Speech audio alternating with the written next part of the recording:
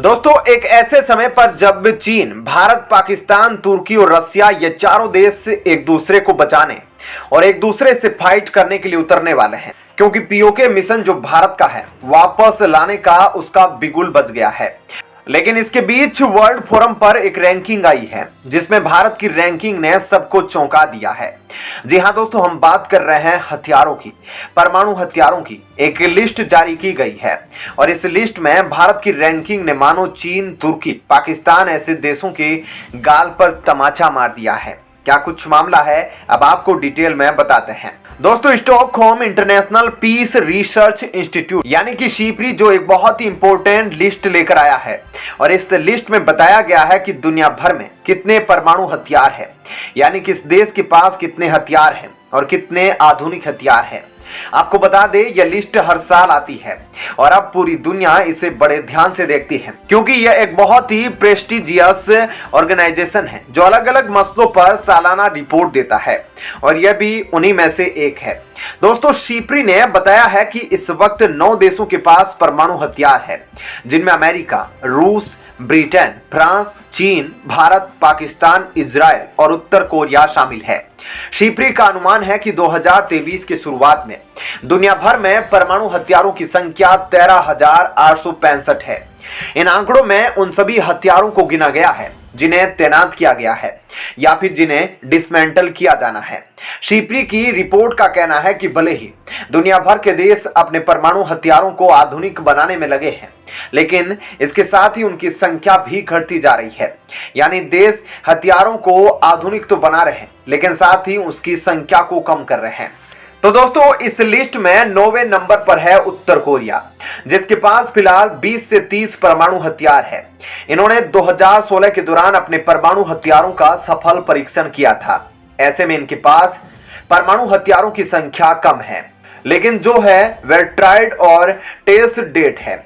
8वें number पर दोस्तों Israel है, जिसके पास 80 से 90 परमाणु वेपन है। इनके परमाणु हथियारों को ज्यादा सार्वजनिक नहीं किया जाता, लेकिन इनके बारे में ऐसा कहा जाता है कि लगातार अपने परमाणु हथियारों को मॉडर्न करते रहते हैं और इनके परमाणु हथियार जो लंबे समय तक आसानी से रखे जा सकते हैं। इसके बाद 7वें नंबर पर है भारत, जिसके पास करीब 130 से 140 परमाणु हथियार है, जिनका भारत 2 बार सफल परीक्षण भी कर चुका है।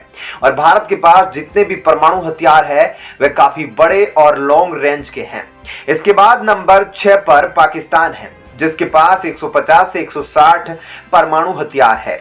लेकिन ऐसे में अब बताया जाता है कि पाकिस्तान के परमाणु हथियार ज्यादा अच्छी क्वालिटी के नहीं और ये साइज में भी बहुत छोटे हैं। ऐसे में काफी बार टेस्ट करने पर ही यह परीक्षण पास कर पाए हैं। 5वें नंबर पर ब्रिटेन को रखा गया है, जो यूएनएससी में परमानेंट मेंबर होने के साथ साथ इनके पास 200 परमाणु हथियार भी है। इसके बाद 4थे नंबर पर चीन है। आपको बता दें कि चीन के पास 290 से 350 से ज्यादा परमाणु हथियार है। चीन ने पहला परमाणु परीक्षण 1964 में किया था। चीन के पास जितने भी हथियार है वे काफी ज्यादा जबरदस्त बताए जाते हैं। इसके बाद तीसरा नंबर फ्रांस का आता है, जिसके पास सबसे ज्यादा परमाणु हथियार है। बताया जाता है कि इनके पास 300 से ज्यादा परमाणु हथियार है और फ्रांस उन देशों में से एक है जिन्हें शुरुआत से ही भारत का काफी साथ मिला है।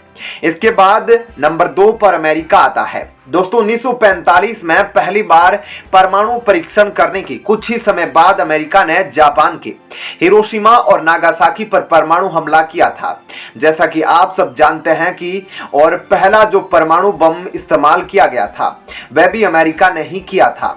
रिपोर्ट के मुताबिक अमेरिका के पास आज भी 6485 परमाणु बम है, पर इसके साथ ही इनकी टेक्नोलॉजी दुनिया में सबसे ज्यादा एडवांस है। और दोस्तों नंबर 1 पर रसिया का नाम है, जिसके पास 6500 परमाणु हथियार है, जो काफी ज्यादा है। तो दोस्तों ऐसे में इस खबर के बारे में आपकी क्या राय है, हमें कमेंट करके जरूर बताएं। और अब आपको बताते हैं ऐसी ही एक और बड़ी खबर। दोस्तों अभी जो पाकिस्तान की हालत है उसकी चर्चा ना सिर्फ पाकिस्तान और आसपास की नंबरिंग कंट्रीज में है, जबकि अब यूनाइटेड नेशन तक पाकिस्तान की गरीबी की गूंज उठ रही है। दोस्तों पाकिस्तान तो अपने पैसों को या तो अपने पॉलिटिशियंस के खातों में भेजता है या फिर वह मैक्सिमम पैसा टेररिस्ट गतिविधियों को बढ़ाने में लगाता है और इसी मंशा से वह आगे चलता है कि भारत को कैसे तबाह करे या भारत को कैसे परेशान किया जाए।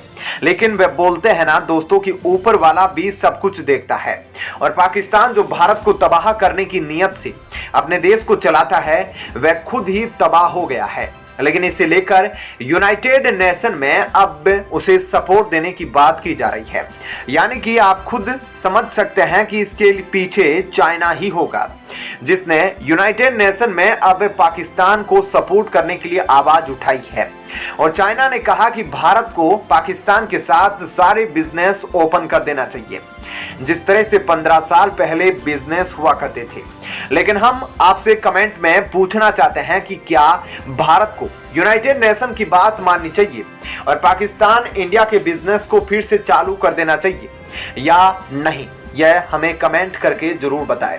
आपको बता दें कि यूनाइटेड नेशन में अब यह चर्चा हो रही है कि पाकिस्तान को अरबों रुपए सपोर्ट में दिए जाने चाहिए, लेकिन वहां पर भारत का भी प्रतिनिधित्व बैठता है और भारत ने यह साफ साफ कहा है कि सबसे पहले तो पाकिस्तान को पीओके से बाहर निकालने के लिए यहां कोई कानून पारित करो, तभी भारत पाकिस्तान को किसी प्रकार का सपोर्ट कर सकता है।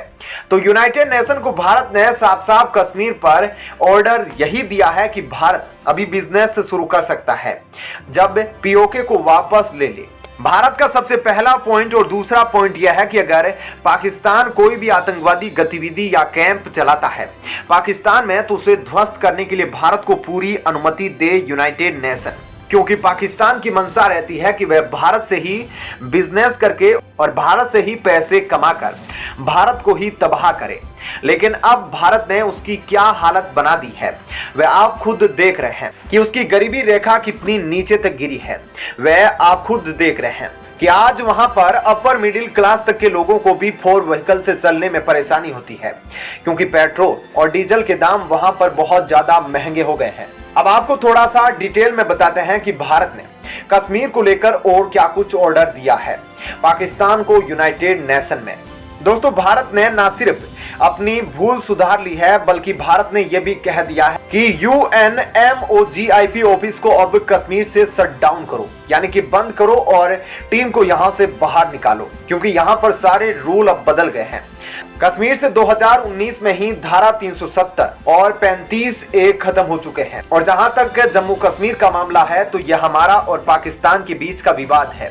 और कश्मीर के विवाद की बात की तो हमने शिमला एग्रीमेंट किया था UN के बाद पाकिस्तान के साथ, और इस शिमला एग्रीमेंट में यह बात साफ साफ कही गई थी कि द्विपक्षीय मुद्दा है, यानी दोनों देशों के बीच का आपसी मुद्दा है और दोनों देश आपस में इस मुद्दे को हल करेंगे।